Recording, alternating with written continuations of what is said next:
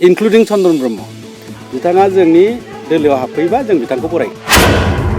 आरो कंग्रेसआथ' बेहाय एमसिएलएबो गैया, मेम्बारबो गैया, चेयारमेनबो गैया, एमपिबो गैया, एमएलएबो सासेबो गैया। ओंखायनो बिसोरो केन्डिडेट होमालाय मा होआ मालाय मा।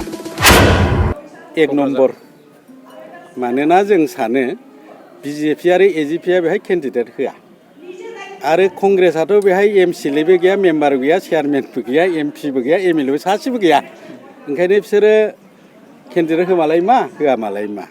आरो नोंथांमोनहा मिथिगौ बे हाग्रामा महिलारि सारनि दल बिपिएफआ आगोलाव बिसिना एमसिएलएआनो 40-39मोन। दा थांनाय बाराव बिसोरो 17 जन देरहादों, 6 जना खारबाय। ओंखायनो 11 जन दं। बे 11 जनाबो जोंजों जगाजग खालामगासिनो दं सासे सानै। आरो माखासेया खिन्थु बिजेपिजों जगाजग खालामगासिनो दं। जोंसो इउपिपिएल आरो बिजेपिआ मोनसे बन्द'बस्थ' खालामनानै दोनदों। दाथ' सरकारा सोलिगासिनो दं। इएमनिबो जोंहा खथा गैला। ओंखायनो इउपिपिएलआबो बिसोरखौ सासेबो लानो नाङा आरो जों बिजेपिआबो लाया, बे बन्द'बस्थ थादों। आरो आं बुंनो नागिरो जे बिस्रा सिगाङाव सानै एमपि दंमोन बिपिएफहा, लकसभायाव आरो रायजोसभायाव, दिनैथ' 0। एमएलएआबो 12 जनमोन, दिनैथ' 3ल'सैसो।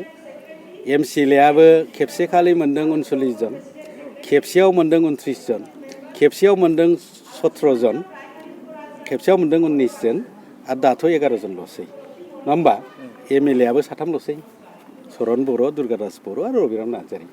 ओंखायनो बियो सान हाबसि जानाय मोनसे दोलो होननानै जों सानो। बिसोर जोंजों हाया। चन्दन ब्रह्मआबो इउपिपिएलआव जगदान जानोसै होननानै खोनानो मोनबाय थादों सार। इउपिपिएलआव चन्दन ब्रह्मल' नङा, नोंसोरबो जों बयबो जइन जायोबा जों गासिखौबो लाजोबथारगोन।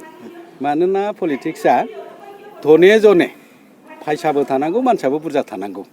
ओंखायनो जोंहा फान्डनि बेबस्था दं।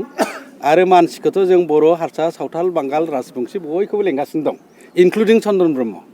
बिथाङा जोंनि दोलोआव हाबफैबा जों बिथांखौ बरायगोन।